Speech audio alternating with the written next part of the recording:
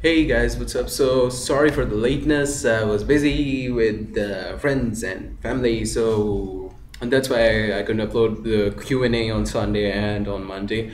So keep checking my YouTube channel for just posts by me when I'm going to tell you guys when I'm unable to do any video or what. First of all, thank you all of my subscribers for commenting on the fantasy fights. I loved your feedback. Thank you all for your suggestions and your appreciation of the series. I hope I make a lot of good series in the next coming days, and also it's really hard to live up to the expectations of your subscribers, but I'll try all my best to impress you guys and make this appreciation last longer. So without further ado, let's get on with the question and answers.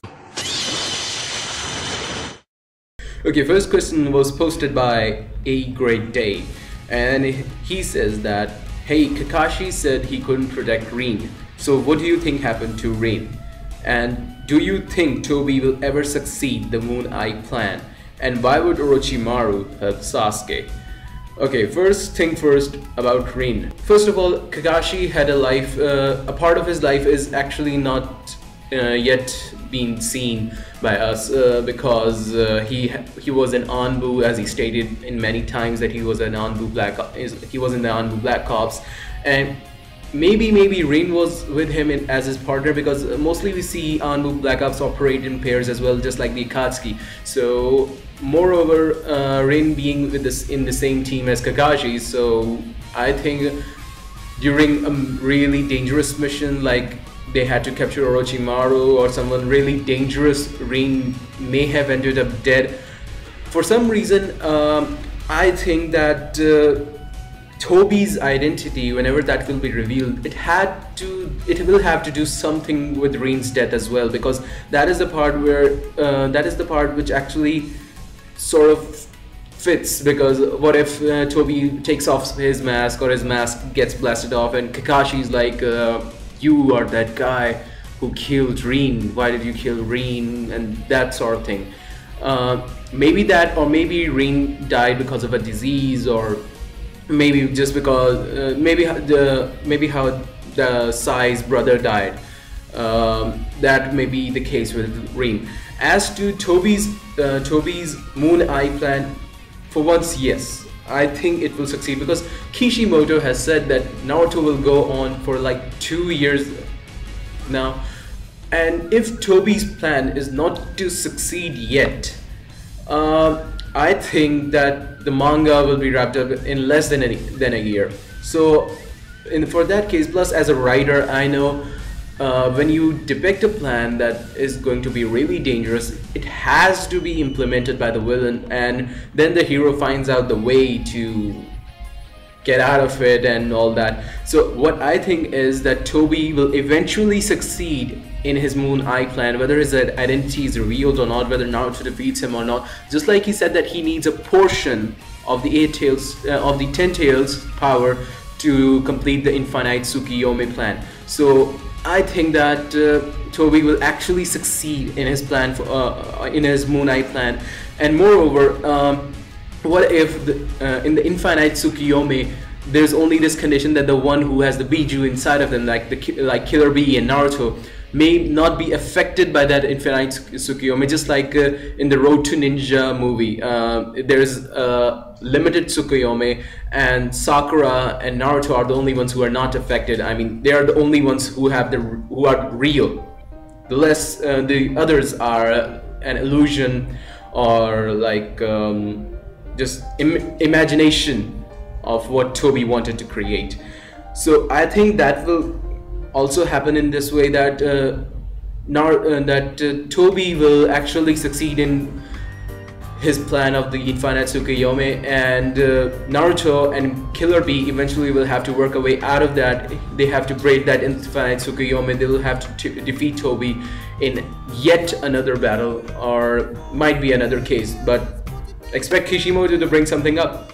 As to Orochimaru helping Sasuke, that is the part in which even I am confused as to, although Orochimaru said that he is not that much powerful, he he still has his jutsus locked inside the belly of the beast, as you remember the third Hokage did with him. And Orochimaru even proclaimed it himself after he returned that he's not powerful enough to take on Sasuke. Plus, maybe Orochimaru is helping Sasuke because of a hidden motive, because we know Orochimaru always has something in his mind. He wants something out of the other guy with whom he benefits from. As in case of Tsunade, he said that I'll actually resurrect your lover and your brother in exchange if you heal my arms. Now, if that had been possible, obviously the Edo Tensei would have been there and Orochimaru would have killed off Tsunade if he had the chance. So maybe it's that thing all over again, because if Sasuke wants answers and they have to resurrect a certain someone or some group of people with whom Sasuke wants to have a conversation, and Sasuke wants some answers. So I guess Orochimaru may have a hidden motive up his sleeve. I don't know. Maybe he is still going on about, as you all know, about having the Sharingan and possessing Sasuke's body. So I guess that's the only reason why he can be doing that. Next question was posted by AJ Jackson 100, and he says, do you think that anyone will be permanently revived by the end of this arc? And do you think Lee will die because of his dream to become a splendid ninja? I could see him die and proving to everyone that he was. For once, if we talk about Lee's death first, yeah, there is a 90% chance that Lee or some of the Konoha 11 may end up dying, because and plus, if you are focusing about Lee, yes, there might be a case where, as you all know, the Konoha 11 are on their way to Toby's Gedomazo location, and also Madara Uchiha also is also gonna head towards the Gedomazo location, whatever. So what I think is there's going to be a battle between Madara Uchiha and the Konoha 11. And although I don't expect the Konoha 11 to stand up to him, like, I mean, the 5 Kages couldn't, what will the Konoha 11 do in front of Madara Uchiha? But one more thing, that they will put up a great fight, and Madara Uchiha will eventually, let's just say, kill off some of them, and the rest of them will be pretty injured, and Madara will say, okay, I'm bored, I'm going to get the QB. So, and as far as Lee's dying is concerned, as you all know, Lee never gives up, and even though he would be injured and all, he would still be going up against Madara Uchiha, doing all his kicks and stuff, and just trying to do any sort of damage to Madara Uchiha, which he doesn't know, but we know that he cannot do any damage to Madara Uchiha. So Lee might actually, yes, end up dying. As for a permanent revival by the end of this arc, if there is a Rinnegan which is being used by a positive side or even a negative side, as you all know, Rinnegan had the power of the rebirth. I think for once, if Naruto actually gains his Rinnegan, as you all know, the Uzumaki clan has that lineage or the link towards the Rinnegan. Proof is Nagato. He was an Uzumaki, he had the Rinnegan. And although whatever Toby may say that he gave Nagato the Rinnegan, I consider it as a lie, because Nagato, he was a child since he had his Rinnegan. So I don't think Toby actually means that he gave Nagato the Rinnegan. So what I think is, if the Rinnegan's power come into question, I think Jiraiya might be revived.